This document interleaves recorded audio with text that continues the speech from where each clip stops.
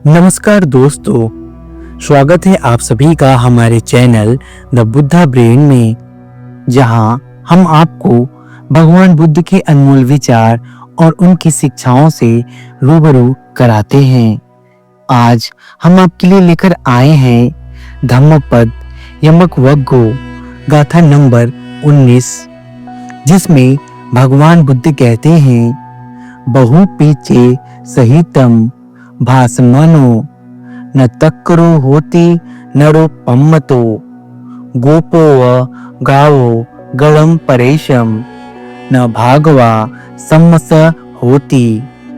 अर्थात ग्रंथों का कितना भी पाठ करे, लेकिन प्रमाद के कारण उन ग्रंथों के अनुसार आचरण न करे तो दूसरों की गाय गिनने वाले की तरह वह समर्थों का अधिकारी नहीं होता है। दोस्तों, इस गाथा के माध्यम से भगवान बुद्ध हमें यह समझाने का प्रयास करते हैं कि समर्थ किसे प्राप्त होता है और समर्थों का अधिकारी कौन है। दोस्तों, बुद्ध कहते हैं, यदि कोई व्यक्ति धर्म को सुनता है, धर्म को जानता है, लेकिन यदि उसके मर्म को अपने आचरण में नहीं उतारता है, तो वह दूसरों की गाय गिनने वालों की तरह समर्थों का अधिकारी नहीं है। यदि कोई समर्थों का अधिकारी बनना चाहता है, तो उसे चाहिए कि वे धर्म के मर्म को अपने व्यवहार यानी कि अपने आचरण में उतारे। आइए इसे एक कथा के माध्यम से अच्छी तरह समझते हैं, जिसका शीर्षक है श्रामण का अधिकारी कौन है।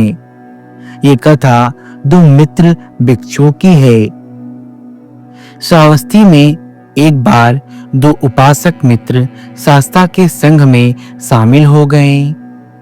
उनमें से एक धर्म उपदेश ध्यान से सुनता था और इसके परिणाम स्वरूप उसके अंदर काम भोगों की चाह समाप्त हो गई। 5 वर्षों तक साधना करने के बाद शास्त्रा से प्रार्थना करते हुए बोला, हे भंते, मैंने वृद्धा अवस्था में प्रवज्ञा ग्रहण की है। अब मेरी स्मृति भी दुर्बल है। अब मैं ग्रंथों को कंठस्थ नहीं कर पाऊंगा। हाँ, मैं विपश्यना की साधना पूरी तन्मयता से तथा लगन से करूंगा। ऐसा सुनकर शाक्य मुनि ने विपश्यना की कर्म विधि समझा दी। वह भिक्षुक हृदय से साधना में लग गया। उस समय बाद तपस्या ने अपना रंग दिखाया और विपश्यना ध्यान करते करते वह भिक्षुक अरहंत अवस्था को प्राप्त हो गया। दूसरे भिक्षुक ने संकल्प किया, मैं ग्रंथों के माध्यम से अपने कर्तव्यों का पालन करूंगा। ऐसा सोचकर वह बुद्ध वचनों को कंठस्थ करने लगा तथा जहां तहां जाकर उन पर धर्म प्रवचन करने लगा। उसका स्वर सुंदर था, अतः बुद्ध देशना और उपदेश प्रभावशाली था। इस प्रकार वह कई महासंघों का आचार्य बन गया।